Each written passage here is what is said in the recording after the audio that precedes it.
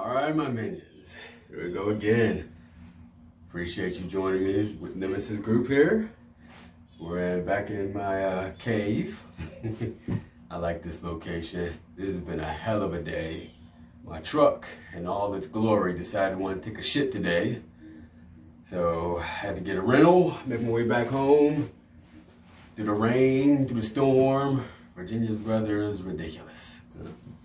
But I'm here for y'all, and we're gonna get into it.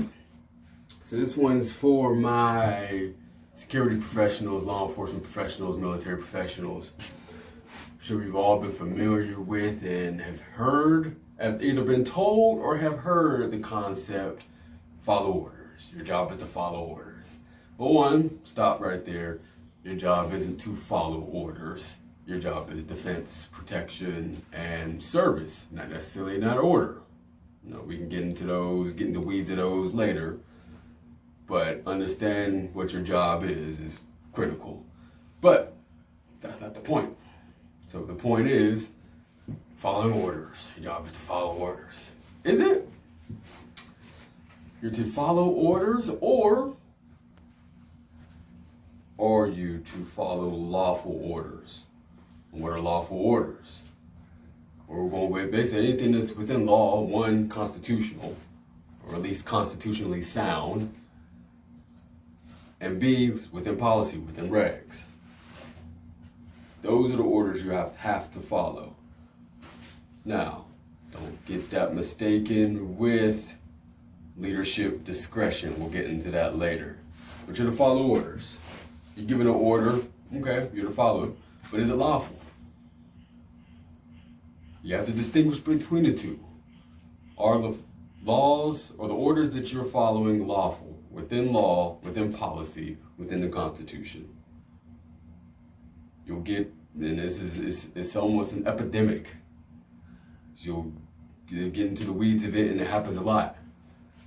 Given, say, your leadership telling you to not file a report, take things out of your report, change your report, bear false witness, give a alibi to somebody that you didn't actually see.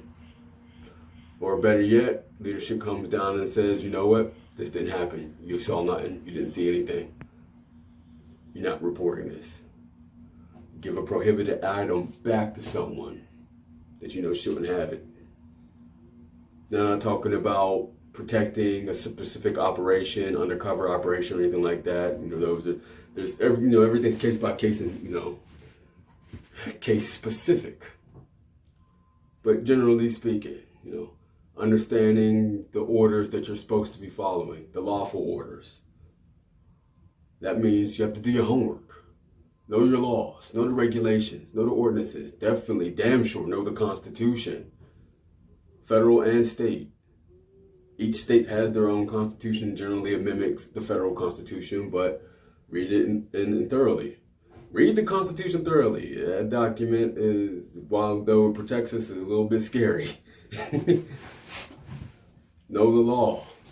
Understand the difference between the letter of the law and the spirit of the law. There are those who do what I like to call follow technical law, which means it allows them to do and get away with the grimy, slimy shit that they're doing because technically they're not going against the law. They're not breaking the law. Technically, the way the law was written, there's nothing to stop them. I'll give you an example. This did not occur in the state of Virginia. This occurred in a different state, but there was a teenage boy that sodomized a teenage girl, basically oral rape. And based on the way the law was written, he got away with it.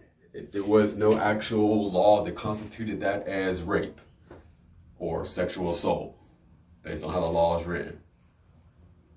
So, technical law. You will not, the letter of the law is objective. You will not get into any trouble based on following the letter of the law, but be careful with that, because it's the letter of the law that allows people to do the most immoral things. Spirit of the law is subjective. It can be determined by a lot of different people. You know, it's like taking a speech class. I can have 3 different people read 3 different sentences and they'll interpret it. Have 3 different people read the same sentence, same phrase, and they'll interpret it 3 different ways. Spirit of the law versus letter of the law.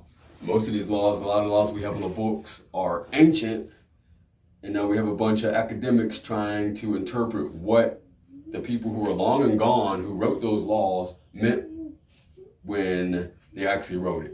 What they meant by when they wrote it. What it was they were trying to prevent or stop or whatever when they wrote it. Because those people aren't here to answer for that no more. They can't explain that. So that's the spirit of the law. The spirit of the law is what the law was meant for, what it was intended for. Letter of the law is black and white. Exactly how it's written. Exactly how it is. So, don't necessarily, and I'm not telling this is not a call for you to rebel. It's not a call for you to necessarily challenge everything, but you have to understand, think about what it is you're following. Know what you're doing. The orders that you're given. A big example is Nazis during World War II. They were just following orders. More current event, the CIA, and you can look this up, as a part of their enhanced interrogation, were using rape as enhanced interrogation methods. The people who are actually committing the crimes were just following orders. No, it doesn't work that way. And they're raping men, women, girls as young as 14. This is researchable. Look this up. But again, all under the auspice of I'm just following orders. That is not an excuse. That's the most piss poor excuse I've ever heard in my life. I'm just following orders. No. Now, in doing your due diligence, doing your research, if you discover that a policy, a law, a regulation is unconstitutional, or unlawful, then it's time to make change. And don't get me wrong, no change happens without cause, without consequence of some sort. It's not going to be easy to change laws. It's not going to be easy to change policies. It's going to take time, but it's up to you to dig your feet in the sand. Be flexible, but stay firm. Do what you need to do. But I was just following orders, even though you know those orders are unlawful, it's a piss poor excuse. Not going to cut it. And in the end, you'll get in just as much trouble as the ones giving the orders. It's only going to go on for so long. It might go on for years. Shady tactics, shady techniques, shady orders may go on for years, but it's not going to go on forever. So think about that.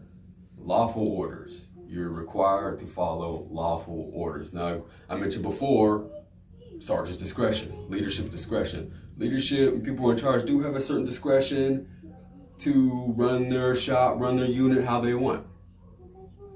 You know, maybe they want roll call to be early. Maybe they want your timesheet to be in at a different time. As long as they're not violating policy, then they can make their unit technically as strict as they want. So, it is what it is. Don't mistake that for pause. Baby around. So yeah, don't mistake that for a lawful order, unlawful order. There's sergeant's discretion, there's leadership discretion. Take all that into consideration, the totality of everything. With that being said, this is also why I hate verbal orders. There's no record of it. There's no record of verbal orders. Leadership can give you an order, you can follow it out, and when it goes to shit, they can easily say, I never told him to do that. I never told her to do that. So work around for that to protect yourselves. Follow up everything with an email. A sergeant, a corporal, a lieutenant, per our discussion, yada, yada, yada, yada, yada. Send that email off. That's a record. I do a lot of things via email because it keeps a record of everything that's discussed. Now this is basic stuff. But protect yourself, especially when it comes to verbal orders. I've gotten caught up earlier in my career on verbal orders going wrong. And it's not the fact that it was unlawful, but plans don't necessarily go well. Accidents happen, negligence happens, things happen, mistakes happen. It's going to happen. When things don't go according to plan and higher leadership gets butt hurt, someone has to take the blame. If you're left with only verbal orders to back you, you're going to lose more than likely. So follow it up with an email or some kind of documentation to protect yourself. But that's about it. I just want to get that out there. The difference between following orders and what are lawful orders, what are unlawful. My apologies, my minions, for the break in the video. My camera person didn't tell me that the video stopped and just hit re-record again, but we lost like 5 seconds. So just kind of, just segueing into lawful orders versus regular orders or unlawful orders. And obviously the responsibility is going to go into the responsibility we have just as security professionals, law enforcement professionals, military professionals, and so on. Also, what I did not get to mention is taking into consideration of following orders or not following orders that are direct violation of that's unsafe, direct violation of safety protocols, and especially don't take into consideration is also what's considered occupational hazards. It's a hazard of the job that we've chosen to do. So take that into consideration. There are occupational hazards that are acceptable hazards because that's the job. But yeah, so we shall continue the video. Thank you. Anyone who's in the security field, law enforcement, military, we have a huge responsibility in what we're doing. The stuff that we do impacts other people's lives. It's not about us. You're affecting lives, hundreds of thousands of lives potentially. Hell, affecting your decision, affecting one life. Is one life too many if it goes bad? One injustice, yes, is one too many. So take that into consideration. Do your homework, know the laws, know the policies, and also know where your limit is. Where is your line in the sand? You can only bend but so much, and it's a slippery slope once you start to break laws. And then it becomes easier and easier. You start rationalizing everything that you're doing.